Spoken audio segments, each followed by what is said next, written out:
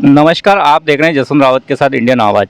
आज हम पहुंचे हैं मनासा से पूर्व मंत्री नरेंद्र नाटा कांग्रेस के टिकट पर चुनाव लड़ रहे हैं। तो हम इनसे जानेंगे कि 20 साल में क्या बदलाव देखने को मिल रहा है मनासा विधानसभा क्षेत्र में। यही तो दुख है कि कोई बदलाव नहीं है। बदलाव के नाम पर यह कि जो सिंचाई योजनाएं चल रही थी उनको बंद कर दिया गया। जो अधूरी सिंचाई योजना थी वो अधूरी रह गई। तो 20 साल में जो परिवर्तन आना चाहिए था वो परिवर्तन मनासा में कहीं दिखता नहीं है। सबसे बड़ी समस्या है कि मनासा की जनता का आक्रोश इस बात को लेकर है कि इन 20 सालों में और विशेषकर इन पिछले 5 सालों में ऐसा कुछ नहीं हुआ कि जिससे मनासा की जनता को लगे कि जो काम हम 2003 तक कर रहे थे उसको आगे बढ़ाया गया। यही इस चुनाव का प्रमुख मुद्दा भी है। 20 साल पहले आपने क्या किया मनासा विधानसभा क्षेत्र के? तब आप उद्योग मंत्री, कैबिनेट मंत्री रहे हैं दिग्विजय सिंह की सरकार में। उस वक्त चमलेश्वर बांध बना, पटियार बांध बना, उस वक्त गोपालपुरा नरवाली बांध पड़ा बना, उस वक्त आंतरी सिंचाई योजना बनी, राजपुरा बनी, जोड़मी बनी, खानखेड़ी उद्वन सिंचाई योजना बनी, 300 से ज़्यादा तालाब बने। मेरे कार्यकाल में रामपुरा में नवोदय विद्यालय आया। मेरे कार्यकाल में रामपुरा के ITI का विस्तार हुआ। काफ़ी कुछ चीज़ें हैं। कुकड़ेश्वर की पहले टर्म में मेरे नल योजना जो थी, जो फेल हो गई थी, उसको हमने चालू किया। पता नहीं कितने स्थानों पर हमने पेयजल टंकियां बनाई।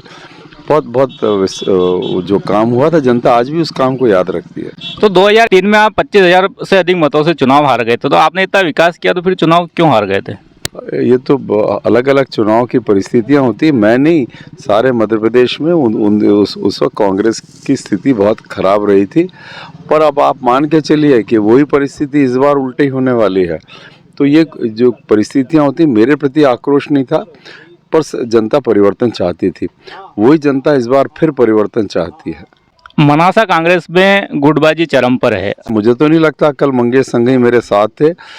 उनने फॉर्म भी नहीं भरा।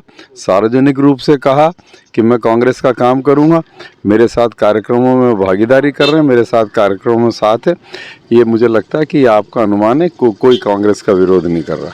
बीजेपी से माधव मारू चुनाव लड़ रहे हैं। माधव मारू की अच्छी छवि मानी जाती है इस विधानसभा क्षेत्र में, तो उनसे आप मुकाबला कैसे करेंगे? ये कहाँ से खबर ले आए कि आप उनकी अच्छी छवि है? मैं उनके 26,000 मतों की जीत के बावजूद, और आप जिसको अच्छी छवि कह रहे हैं, उस छवि के बावजूद मैं चुनाव लड़ रहा हूँ और जीत रहा हूँ। तो मतलब ये है कि कहीं से कहीं वो 26,000 की जीत भी कहीं पीछे छूट गई, और जिस छवि को आप मान रहे हैं वो भी कहीं यहाँ देखने को मिल नहीं रही। मैं अपने जो पूर्व में मैंने काम किए उनके आधार पर, और जो जनता परिवर्तन चाहती है, कमलनाथ जी की सरकार को वापस लाना चाहती है, उस आधार पर यहाँ कांग्रेस पार्टी चुनाव जीत रही है। आप जो बोल रहे हो कि माधव मारू की छवि ठीक नहीं, तो कैसी उनकी छवि इस विधानसभा क्षेत्र में आपको कार्यकर्ताओं से आप जनता से बात करोगे तो आप पता लगेगा। तो 17 नवंबर को जनता इस बात का बताएगी कि छवि उनकी कैसी थी। 3 दिसंबर को परिणाम आएंगे।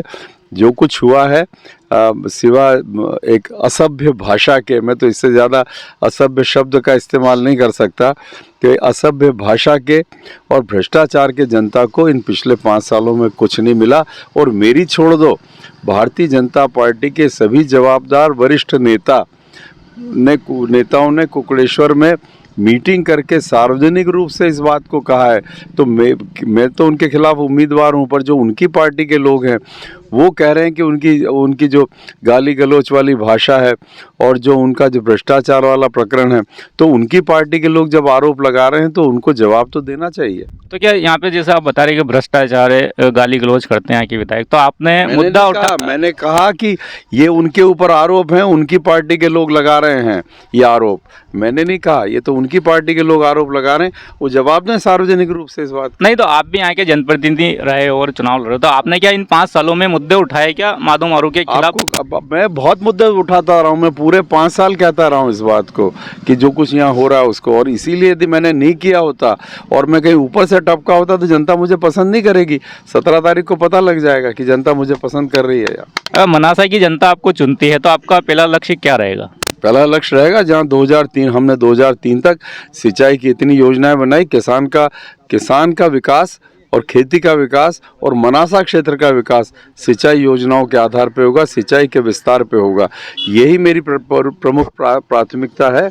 और मनासा का बहुत बड़ा एरिया जो है इस विधानसभा क्षेत्र का, वो गांधी सागर के किनारे बसा है। तो गांधी सागर के पानी का कितना उपयोग मनासा क्षेत्र की सिंचाई के लिए किया जा सकता है, ये मेरी पहली प्राथमिकता होगी। इसके अलावा शिक्षा की स्थिति बहुत ख़राब है। ग्रामीण क्षेत्रों के स्कूल बंद किए जा रहे हैं, वहाँ शिक्षक नहीं है। अस्पतालों की स्थिति बहुत ख़राब है। रेफरल हॉस्पिटल हो गए, रामपुरा कुकड़ेश्वर कहते हैं मनासा जाओ, मनासा रेफ़र करता है नीमच जाओ, नीमच रेफ़र करता है उदयपुर जाओ। अगर आंकड़े देखोगे तो पता लगेगा कि इन अस्पतालों के पास अब कोई पेशेंट नहीं है इनके पास, तो क्योंकि डॉक्टर ही नहीं है वहाँ पे। तो अस्पताल, शिक्षा और स्वास्थ्य को सुधारना हमारी दूसरी प्राथमिकता होगी। और अंतिम प्राथमिकता होगी, हम बेरोजगार युवकों को रोजगार दिलाने के लिए उनके कुछ प्रशिक्षण संबंधी काम करें। कुछ मैंने लोगों से बात की है, कुछ घोषणाएं भी की है, हम उन कामों को विस्तार से आगे बढ़ाएंगे। आपको क्या लगता है कि शिवराज सरकार में कोई काम नहीं हुआ? शिवराज सरकार में केवल घोषणाएं हुई और भ्रष्टाचार बढ़ा, और इस बात को जनता समझ रही है। इसलिए जनता इस बार परिवर्तन के लिए कटिबद्ध है। उसको 15 महीने की कमलनाथ सरकार का ज़्यादा प्रभावशाली दिखती है बजाय 18 साल की शिवराज सरकार के। और इसलिए ये प्रमाणित हो जाएगा। भारतीय जनता पार्टी का अपने सर्वे कह रहा है कि वो चुनाव हार रहे हैं। तो आप देख रहे थे मनासा कांग्रेस प्रत्याशी नरेंद्र नाटा के साथ इंडियन आवाज़ की विशेष बातचीत। अन्य बातचीत के लिए देखते रहिए इंडियन आवाज़।